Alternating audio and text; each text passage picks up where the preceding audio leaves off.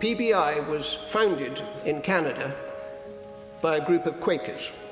Its central idea derives from Gandhi's vision of an international peace brigade, which could act as a neutral third party in situations of conflict to bear witness and, by its very presence, prevent that conflict from escalating. Yo he tenido que sacar a mi familia al exilio para que vivieran tranquilos en un país europeo y se fueron a vivir a Bélgica y siguen viviendo en Bélgica mis hijos, mis nietas, mi madre, mi hermana. Entonces tenemos que encontrar la fortaleza de donde sea para no dejar que nos humillen ni que nos amedranten ni que impidan que hagamos lo que tenemos que hacer como defensores de derechos humanos. I mean, for me, they are like the Mandelas, the invisible Nelson Mandelas of our generation, you know. There are many, many invisible human rights defenders in this planet. You know, you get to know of one or two who suddenly become very high profile, but there are loads of people working behind the scenes in a very invisible way and yet doing really important work. I think at the heart of PBI and the work it does is a very simple and beautiful idea that simply by sending someone to be a companion, a friend, a witness to somebody else doing extraordinarily courageous work somewhere in the world where their life is at stake for doing that work is a really simple idea, but it's an extraordinarily powerful idea. It's easy as lawyers sitting in London to think that all lawyers kind of wear black suits and sit behind a desk. But a lot of them are really out there in the field doing incredibly dangerous work. You know, maybe they do need relabeling as human rights defenders, but people who are putting themselves at serious risk because they believe in certain principles and won't budge from them is a very inspiring idea. I remember accompanying Alirio Uribe, a lawyer with the Human Rights Lawyers Collective, Jose Alvear Restrepo in Bogota.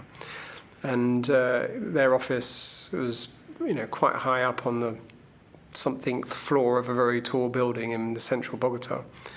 The very first time I accompanied him there, we got out of the bulletproof jeep that we had to travel in the basement, and you know, thinking 14 floors up, and he said, "Let's walk." And I was like, "Seriously? 14 floors up?" And he said, "Yeah, because it's the only exercise I get, because I can't take the kids to the park at the weekends and do the things that, you know, normal people do, because it's too dangerous." Un hermano mío fue secuestrado por escuadrones de la muerte. Nos daban noticias de que habían muertos y que posiblemente estaba mi hermano ahí entre los muertos. Entonces, eso es bien complicado. Eso fue lo que me motivó a meterme a toda esta defensa de derechos humanos, porque yo dije, jamás permitiré que una familia pueda sufrir aisladamente sin que nadie le ayude. Entonces, desde ahí estoy en la defensa de los derechos humanos. The human rights defenders are the most extraordinary people I've ever met, because they've been doing the same work for 20, 30 years. Day in, day out, they've seen colleagues disappeared, killed, and they're just extraordinary, just carry on. It should be awarded a Nobel Prize, all of them, you know, for their work over the years. I absolutely love this work because it's inspirational. And it does offer hope for a better world. And you do see change. You see the defenders achieving amazing things. They get justice. They do change laws. They enable others to exercise their agency and bring perpetrators to book. Paradójicamente, ese miedo que he tenido tantos años me ha hecho liberarme del terror. Y me siento un ser absolutamente libre. O sea, y libre no quiere decir que no crea que un día me pueden mandar a la cárcel o que un día cualquiera me pueden matar.